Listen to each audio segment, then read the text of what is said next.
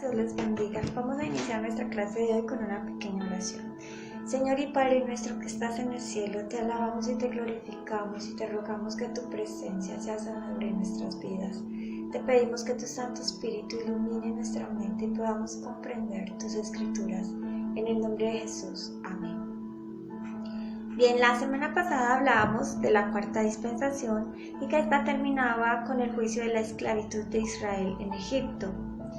Hoy vamos a hablar de la quinta dispensación, la dispensación de la ley.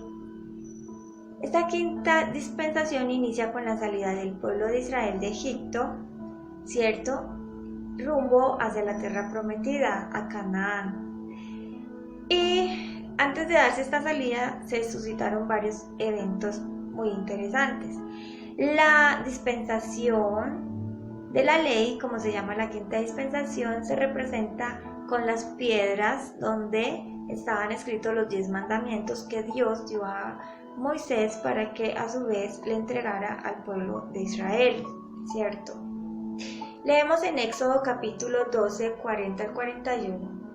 El tiempo que los hijos de Israel habitaron en Egipto fue 430 años, y pasados los 430 años, el mismo día todas las huestes de Jehová salieron de la tierra de Egipto. Al respecto, nosotros vemos, ¿cierto?, que hay muchas personas que dicen que en realidad Israel no duró 430 años de esclavitud en Egipto. Pero nosotros vemos, según el comentario bíblico Perspicacia para comprender las Escrituras, volumen 1, que dice que hay diferentes maneras de comprender este periodo de 430 años. Leemos entonces que Dios le dice a Abraham en Génesis 15, 13 al 16, puedes saber con seguridad que tu descendencia llegará a ser residente forastera en tierra ajena y tendrá que servirles, y estos ciertamente la afligirán por 400 años. Pero la nación a la que ellos servirán yo la voy a juzgar, y después de aquello saldrán con muchos bienes. Pero a la cuarta generación ellos volverán acá, porque todavía no ha quedado completo el error de los amorreos. Entonces, el comienzo del periodo de los 400 años de aflicción debería esperar a que Abraham tuviera descendencia, la descendencia prometida que Dios le había dado. Pero Abraham aún no tenía hijos cuando, ¿cierto?, en algún tiempo atrás había visitado a Egipto durante un periodo de hambre en Canaán y había tenido algunas dificultades con Faraón. Lo vemos en Génesis 12, del 10 al 20. Dificultades que entre otras cosas tenían que ver con que Abraham mintió sobre su relación con Sara. Él dijo que Sara era su hermana, ¿cierto?, lo que provocó el deseo de Faraón por Sara, ya que era una mujer hermosa. Claro que de alguna manera Abraham no había dicho del todo mentiras, porque Sara era su media hermana por parte de padre, pero que dentro de su contexto de parentesco era posible el matrimonio entre ellos dos. Entonces dice que cuando Abraham contaba con unos 86 años, tuvo un hijo de su esclava egipcia, Agar, ¿cierto?, a la que Sara le entregó. Como lo sabemos, Agar era de Egipto, y nació Ismael. 14 años después del nacimiento de Ismael, nació Isaac, el hijo de la libre, ¿cierto?, como las compara Pablo en el libro de los Gálatas, en la carta de los Gálatas, perdón. Entonces, ¿cuándo comienza, por lo tanto, y terminan los 400 años de aflicción? Pues la tradición judía los calcula a partir del momento en que nace Isaac.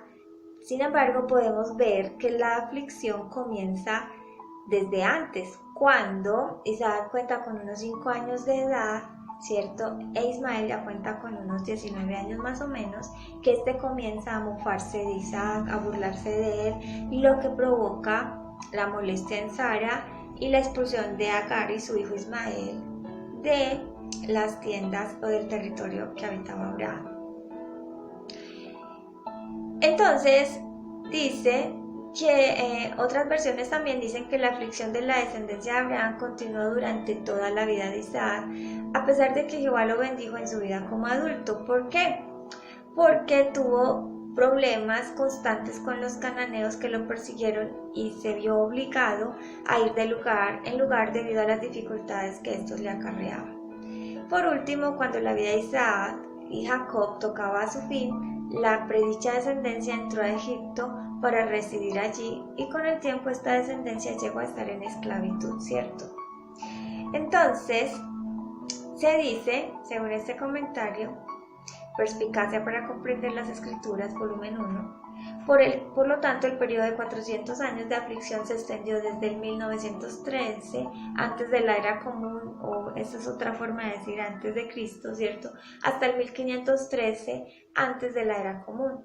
Asimismo, fue un periodo de gracia o tolerancia divina para los cananeos, una de cuyas tribus principales eran los amorreos. Para cuando acabase este periodo, su error se habría completado. Entonces merecían sin ninguna duda ser expulsados por completos de la tierra. El primer paso que Dios daría en este sentido sería volver su atención a su pueblo que estaba en Egipto, liberándolo de la esclavitud y poniéndolo en camino a la tierra prometida, según dice Génesis 15, del 13 al 16.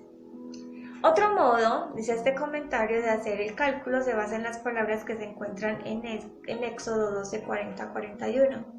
Y la morada de los hijos de Israel que habían morado en Egipto fue de 430 años, y aconteció que al cabo de los 430 años, sí aconteció en este mismo día que todos los ejércitos de Jehová salieron de la tierra de Egipto. La nota al pie de la página sobre Éxodo 12:40 dice concerniente a la expresión que habían morado. En hebreo, este verbo está en plural, el pronombre relativo asher, que puede aplicar a los hijos de Israel más que a la morada. Entonces, la versión de los 70 vierte el Éxodo 12, versículo 40, como sigue. Pero la morada de los hijos de Israel, que ellos moraban en la tierra de Egipto y en la tierra de Canaán, fue de 430 años. El Pentateuco samaritano dice en la tierra de Canaán y en la tierra de Egipto. Todas estas versiones dan a entender que el periodo de 430 años no abarca solo el tiempo de la morada de los israelitas en Egipto, ¿cierto? El apóstol Pablo, dice el comentario, muestra que este periodo de 430 años mencionado en Éxodo 12:40 comenzó cuando se dio validez al pacto abrahámico y finalizó con el Éxodo. Pablo explica, además digo esto, en cuanto al pacto abrahámico previamente validado por Dios, la ley que vino a existir 430 años después, en el mismo año que el del Éxodo, no lo invalida, para así abolir la promesa, mientras que Dios bondadosamente la ha dado a Abraham mediante una promesa. Dice en Gálatas 3:16 al 18. Entonces nos dice el comentario. ¿Cuánto tiempo pasó desde que se validó el pacto abrahámico hasta que los israelitas se mudaron a Egipto?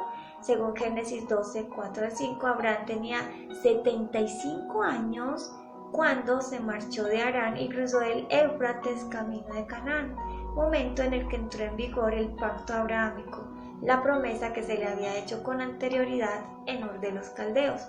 Las referencias genealógicas de Génesis 12, versículo 4, capítulo 21, versículo 5 y capítulo 25, versículo 26, así como la declaración de Jacob en Génesis 47:9, permiten deducir que pasaron 215 años desde que se dio validez al pacto abrahámico hasta que Jacob se mudó a Egipto con su familia, de modo que los israelitas en realidad vivieron en Egipto 215 años, del 1728 al 1513 antes de la era común, y esta cifra armoniza con los datos cronológicos, ¿cierto?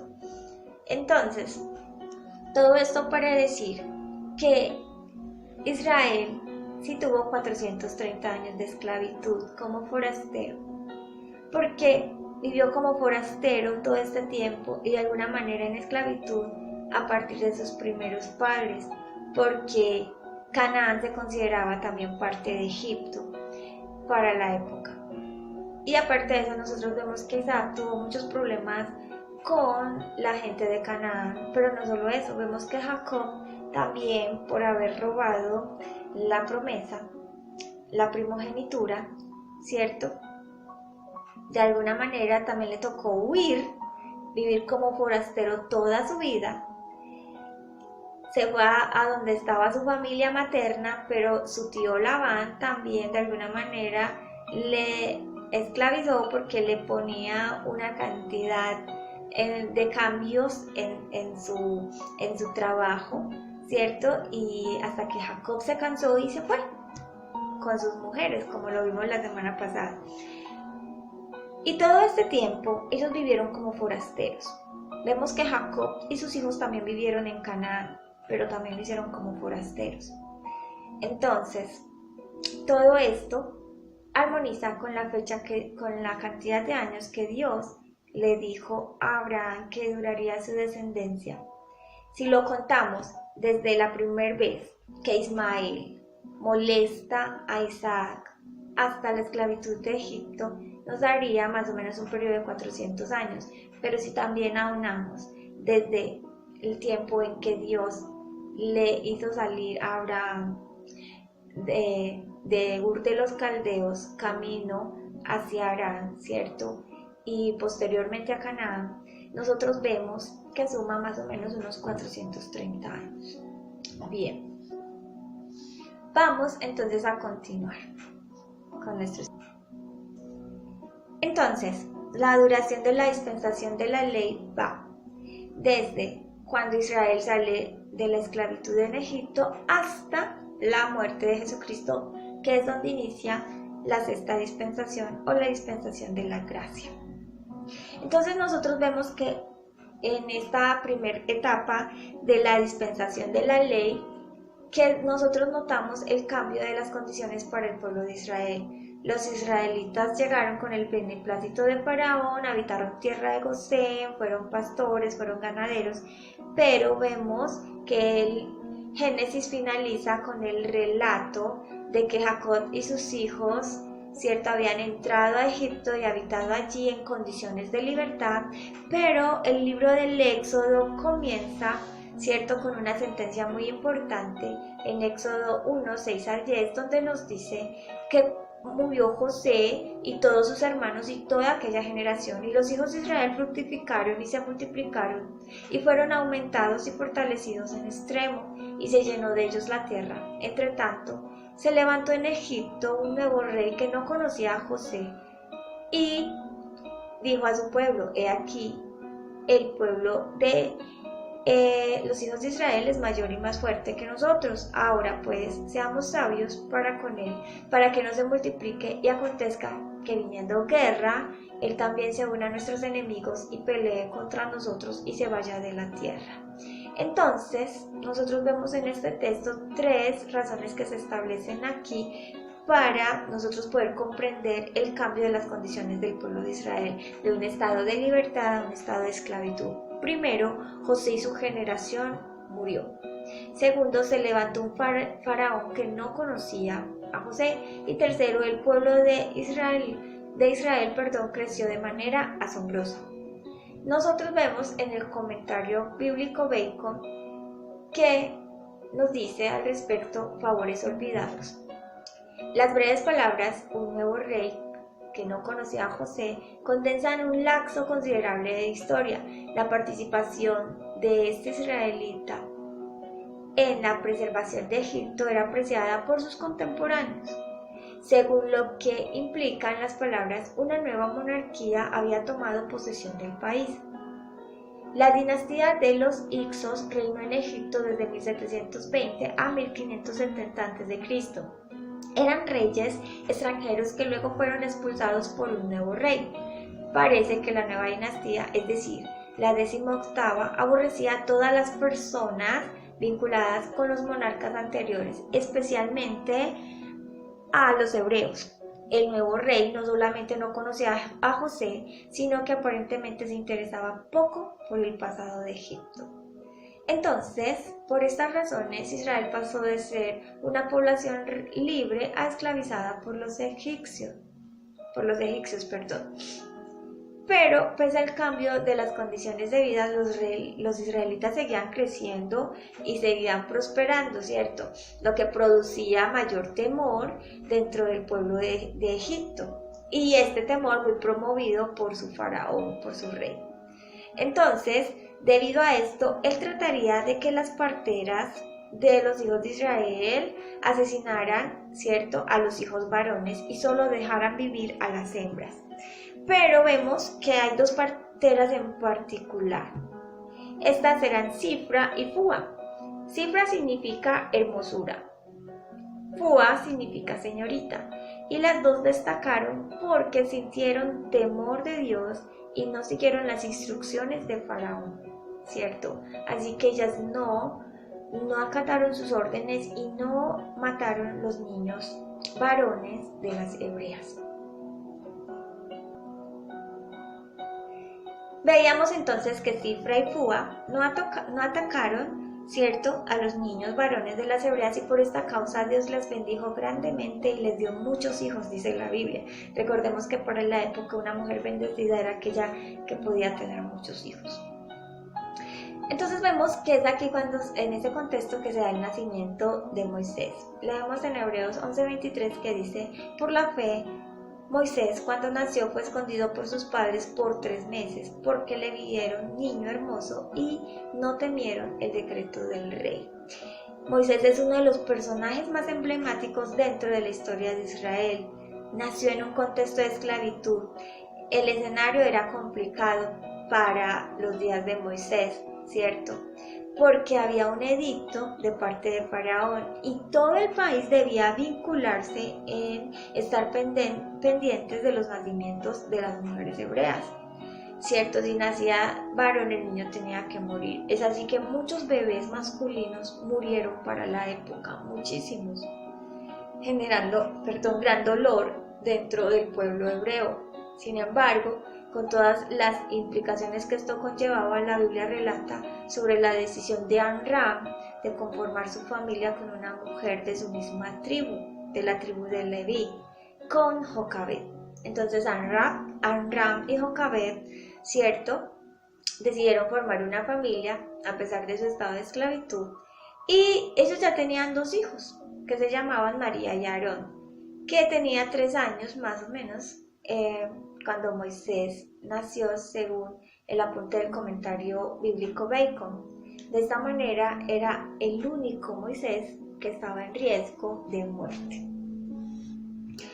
Entonces vamos a hablar de la primera etapa de Moisés, el príncipe. Ya hablamos de la primera parte, que fue su nacimiento. Ahora vamos a hablar de la segunda parte, que es la primera etapa de Moisés, la de ser príncipe.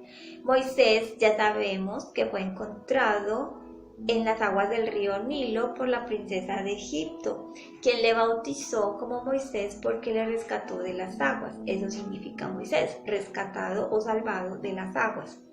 Y como las princesas acostumbraban, los reyes acostumbraban que entregaban sus hijos, ¿cierto?, a personas que se los cuidaran. De eso también veíamos un poquito la semana pasada dentro de la tradición romana, pero también la realeza egipcia tenía la costumbre que entregaba a sus niños para que otras personas los cuidaran en su primera etapa de infancia, ¿cierto? Entonces, es el momento en que la princesa encuentra a Moisés y decide prohijarlo, adoptarlo como hijo, ¿cierto? Y que se empieza a preguntar, bueno, ¿y a quién voy a encargar para que me críe este niño? Que a Miriam o María, la hermana de Moisés, que había estado pendiente todo el tiempo del bebé, ¿cierto?, en su recorrido por las aguas del río Nilo, aparece en escena y le ofrece a la princesa que su propia madre Jocabed le críe, claro, sin decirle a la princesa que Jocabed era su madre. Y es así que su madre le formó, ¿cierto? Le formó los primeros 5 años de su vida, y seguramente ella le enseñó a Moisés sobre Dios, le enseñó sobre el verdadero Dios. Y le enseñaría que también venía de los hebreos y todas estas cosas. Pero Moisés también recibió una formación como príncipe egipcio. Vamos entonces a ver la frase que dice Modi. Dice, Moisés pasó 40 años creyendo que era alguien, 40 años aprendiendo que no era nadie, y luego 40 años viendo lo que Dios puede hacer con alguien que sabe que no es nadie. Entonces, sobre la formación de Moisés, el comentario bíblico Bacon escribe, puede suponerse que Moisés fue educado como un joven príncipe egipcio y recibió la mayor cultura posible para la juventud de esa época. Su nombre Moisés fue un constante recordar de su origen, porque el significado hebreo es extraído y el egipcio sacado de las aguas. Bert parece seguro que las palabras de su madre en su edad temprana produjeron un fruto que permanecería en el corazón del mozo.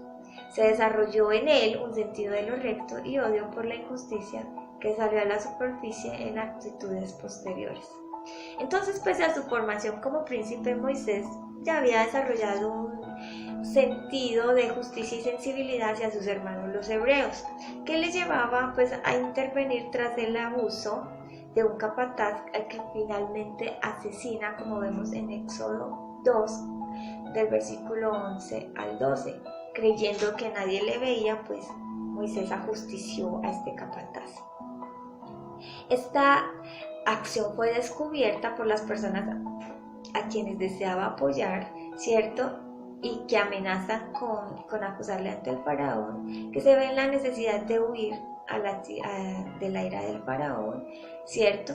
Como vemos en Éxodo 2, 13 al 15. Dice, al día siguiente salió y vio a 2 hebreos que reñían. Entonces dijo al que maltrataba al otro, ¿por qué golpeas a tu prójimo? Y él respondió, ¿quién te ha puesto a ti por príncipe y juez sobre nosotros? ¿Piensas matarme como mataste al egipcio? Entonces Moisés tuvo miedo y dijo, ciertamente esto se ha descubierto. Oyendo Faraón acerca de este hecho, procuró matar a Moisés, pero Moisés huyó delante de Faraón y habitó en la tierra de Madián. Es allí cuando vemos la tercera etapa de Moisés.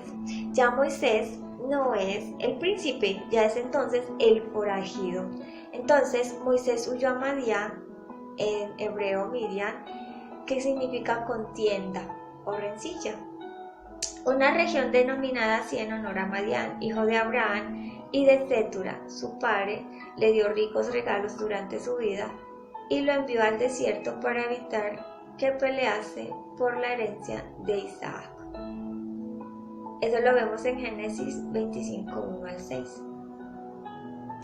Entonces, aunque no es fácil delimitar esta región, hay evidencias para creer que el territorio madianita incluía la porción oriental de la península del Sinaí, el desierto al este del Golfo de Agaba y de Edom, y la parte oriental de Moab. Parece ser que Oreb era el nombre dado a la cadena montañosa, en tanto Sinaí sería un grupo más pequeño o simplemente el pico de una de las montañas.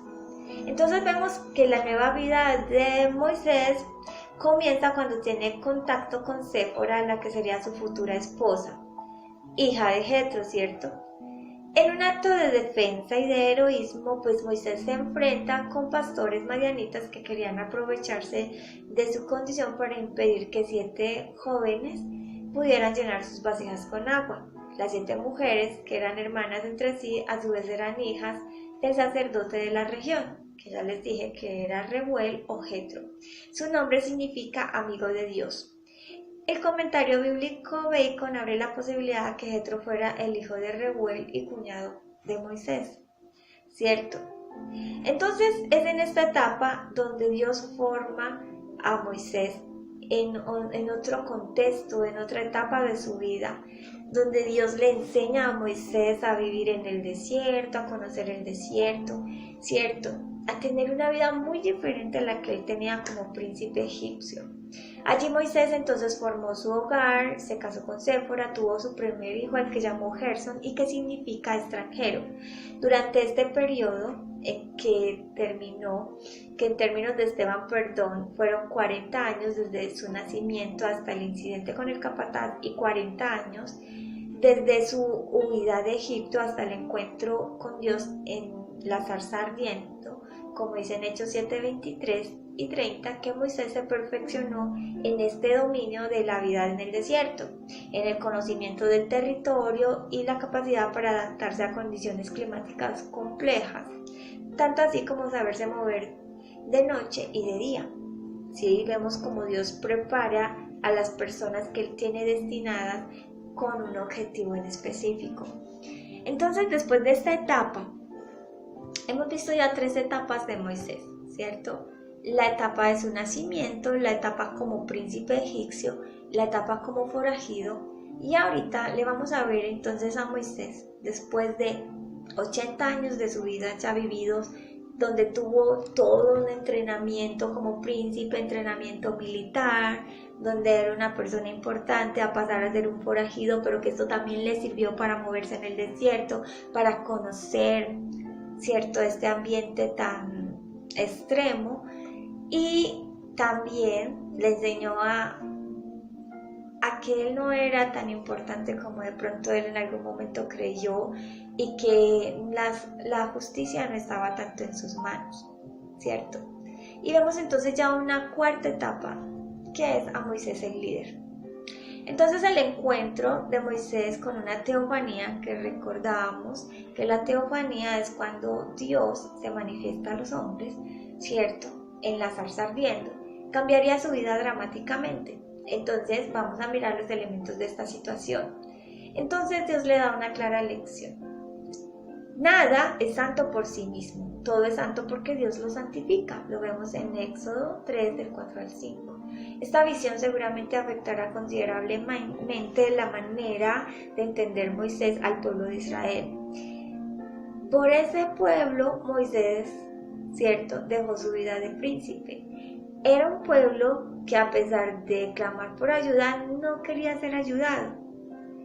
Era un pueblo distante de Dios, aunque había sido llamado a ser el pueblo de Dios.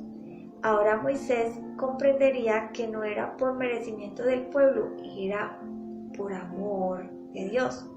El propósito de Dios, aunque Moisés había dejado de creer en sí mismo y de considerar que era una opción para darle libertad a su pueblo, era que Dios siempre creyó en él, ¿cierto? Cuando se da el llamado, las objeciones que presenta Moisés todas son resueltas con amor por Dios, pero también con firmeza.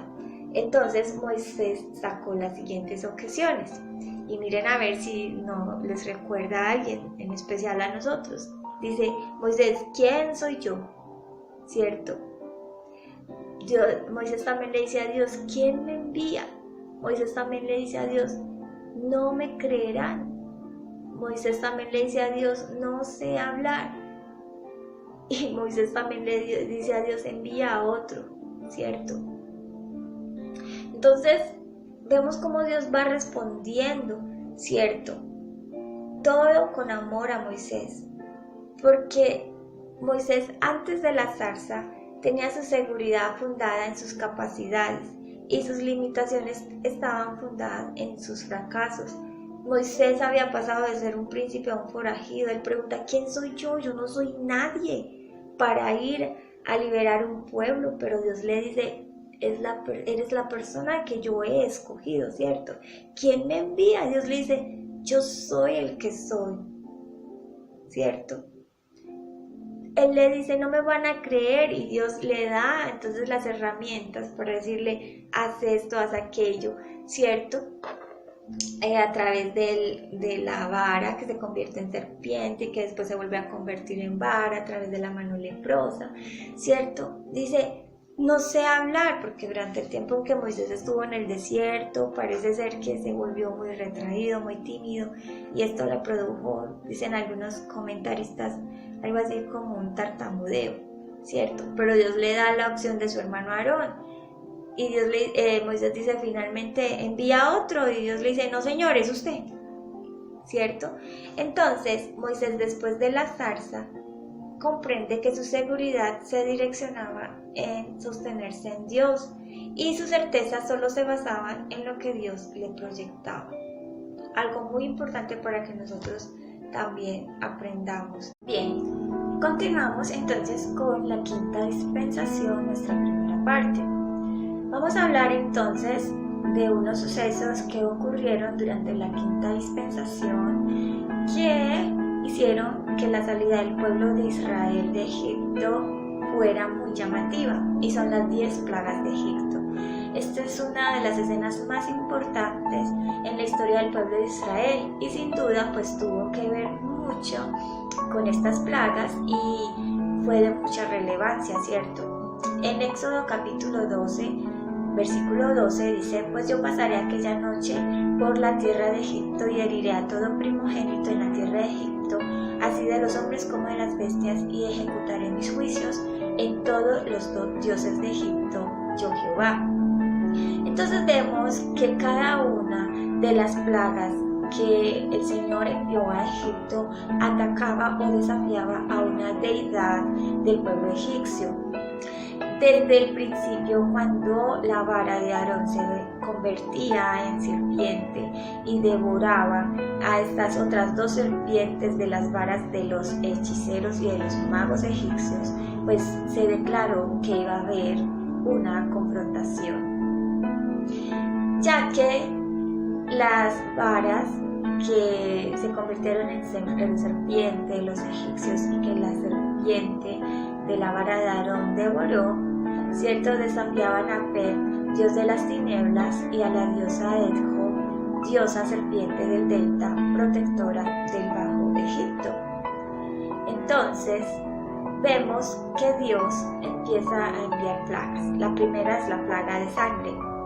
Esta plaga Dios la envía como un desafío contra la deidad de Nun, ¿cierto?, que es el protector de la fuente del Nilo.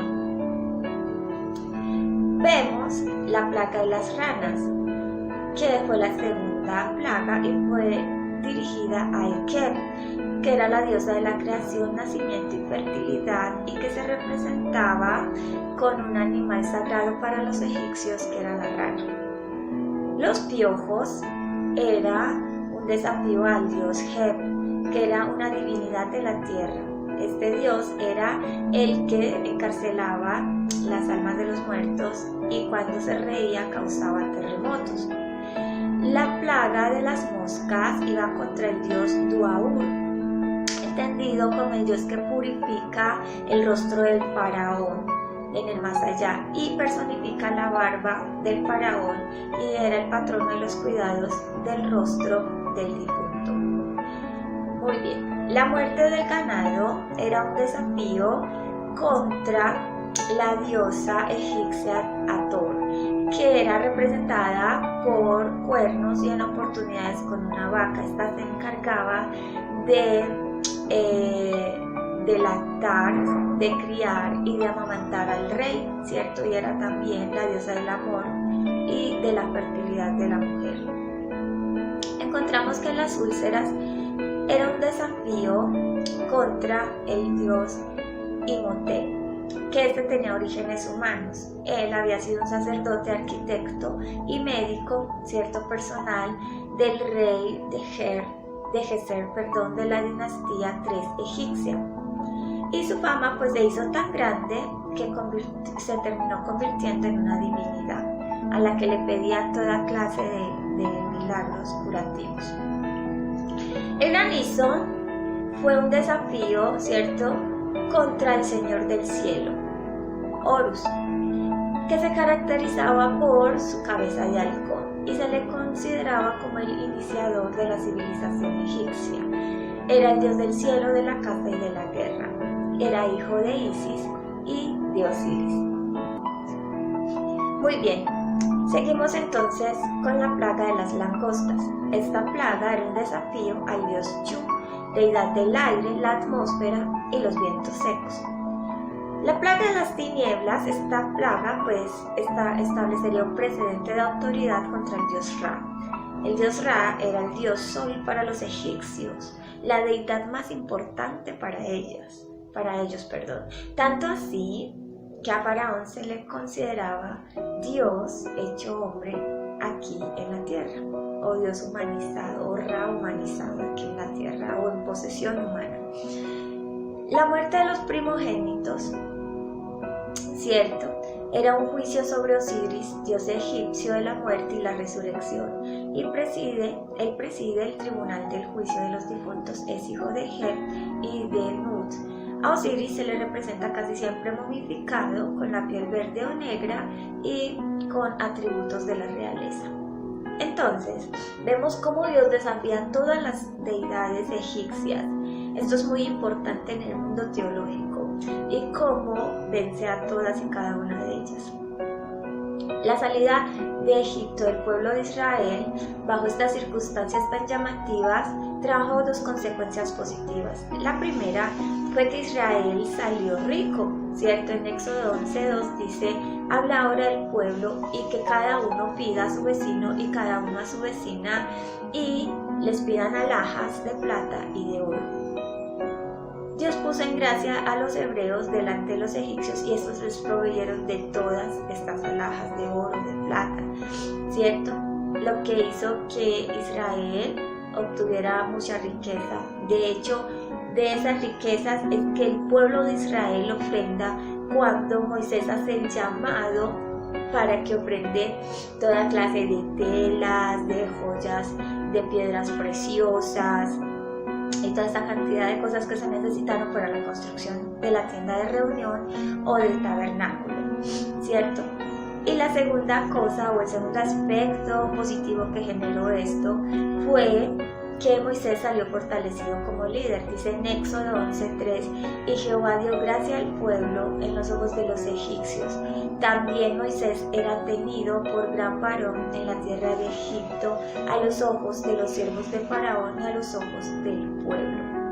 Entonces, ambas situaciones se dieron como resultado de las constantes confrontaciones de Moisés con Faraón.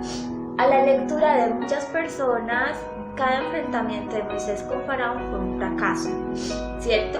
Pero si lo miramos desde otro punto de vista, en realidad cada negación del Faraón fue una oportunidad para que Dios mostrara su grandeza y su poder, para glorificarse y también para posicionar su nombre entre los egipcios.